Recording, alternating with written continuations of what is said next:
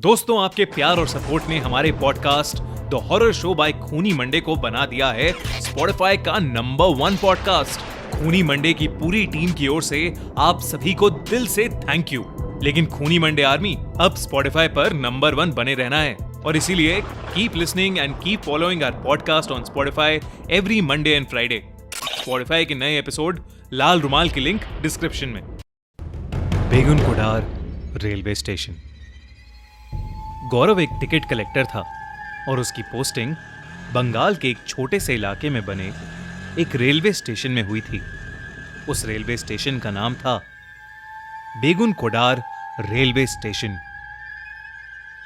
रात का समय था और गौरव रिक्शे में बैठकर पहली बार वहां जा रहा था। गौरव वहां पहुंचा ही था कि उसका रिक्शे वाला हड़बड़ाते हुए गौरव से पैसे मांगने लगा। उस रिक्शे वाले के चेहरे पर पसीना साफ दिख रहा था।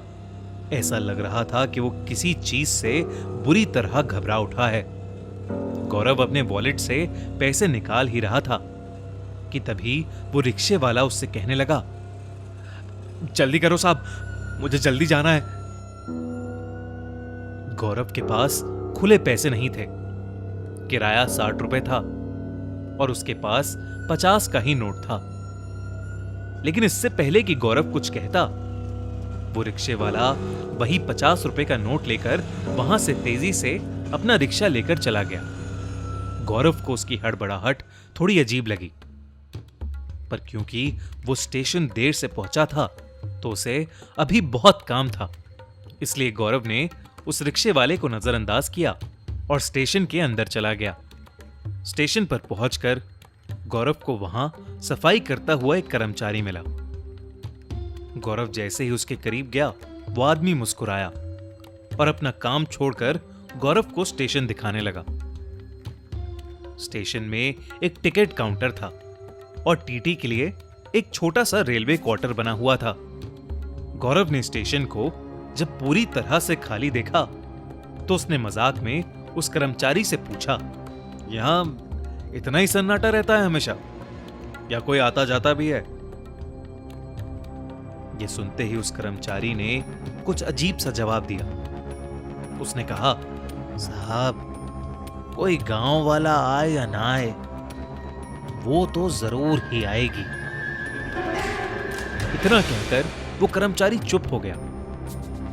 गौरव ने उससे पूछा कि वो क्या कहना चाह रहा है। इस पर कर्मचारी ने कोई जवाब नहीं दिया और बात को टालने के लिए वो गौरव के लिए चाय लेने चला गया। आज गौरव की उस स्टेशन पर पहली रात थी।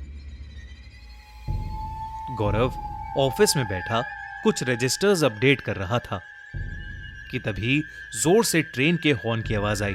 उस रात की पहली ट्रेन जो बेगुन कुडार रेलवे स्टेशन से गुजर रही थी, उसे चार्ट के हिसाब से तो स्टेशन पर रुकना चाहिए था, पर वो ट्रेन बिना रुके स्टेशन से आगे जाने लगी। इतने में गौरव ने देखा कि एक लड़की प्लेटफॉर्म पर ट्रेन के पीछे पीछे उसे रोकने के लिए भाग रही थी।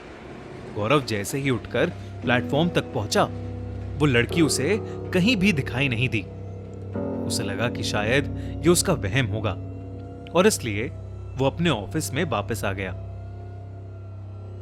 करीबन आधा घंटा बीता और एक और ट्रेन उस स्टेशन पर आई, पर वो भी बिना रुके वहां से निकलने लगी। गौरव ट्रेन के बारे में कुछ सोच पाता कि उससे पहले ही उसे फिर से वही लड़की ट्रेन के पीछे प्लेटफॉर्म पर भागती हुई दिखी। गौरव ने उस लड़की को कई आवाजें लगाई, पर वो लड़की ट्रेन के पीछे दौड़ती हुई आगे तक निकल गई। इस बार भी जब तक गौरव प्लेटफॉर्म पर पहुंचा, वो लड़की फिर से कहीं खो गई। गौरव को अब थोड़ा अजीब लगा, इसलिए उसने सोचा कि अगली ट्रेन का इंतजार वो प्लेटफॉर्म पर ही करेगा। उसे लगा कि ट्रेन का ड्राइवर उसे सामने खड़ा देख ट्रेन को जरूर रोकेगा। करीबन आधा घंटे बाद एक और ट्रेन आई। गौरव को स्टेशन पर खड़ा देख ड्राइवर ने ट्रेन को धीमा तो किया, पर एकदम से उस ड्राइवर के चेहरे का रंग उड़ गया और उसने फिर से ट्रेन की स्पीड बढ़ा दी। और ट्रेन को उस स्टेशन के प्लेटफॉर्म के सामने से तेजी से निकाल के ले गया।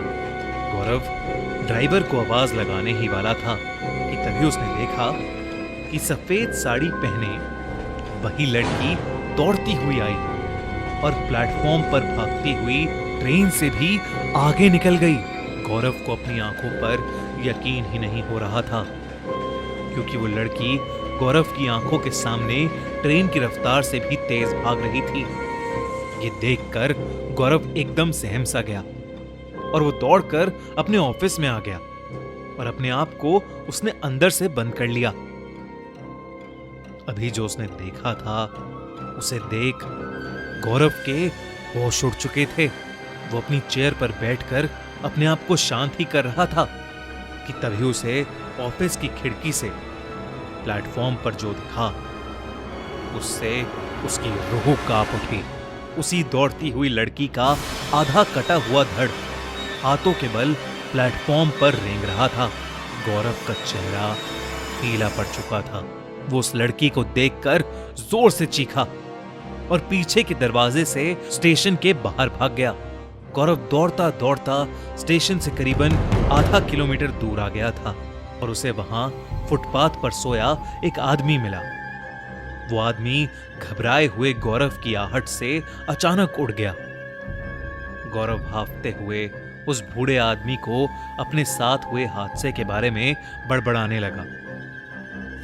फुटपाथ पर सोए आदमी ने गौरव की यूनिफॉर्म को पहचान लिया और उससे मुस्कुराकर कहने लगा कि अगर वो अपनी जान की परवाह करता है तो फौरन अपनी पोस्टिंग को बदलवा ले। उसने बताया कि बेगुन कुडार रेलवे स्टेशन भूतिया है। उसने कहा कि वो स्टेशन करीबन पिछले 40 सालों से बंद पड़ा था और 2009 में जब से वो वापस खुला तब से कुछ न कुछ उल्टा सीधा हो ही रहा है। माना जाता है कि आज से तकरीबन 50 साल पहले स्टेशन की आउटर रिंग पर एक लड़की की ट्रेन से कटकर मौत हो गई थी। सभी का मानना है कि वो स्टेशन वाली आत्मा उसी लड़की की है।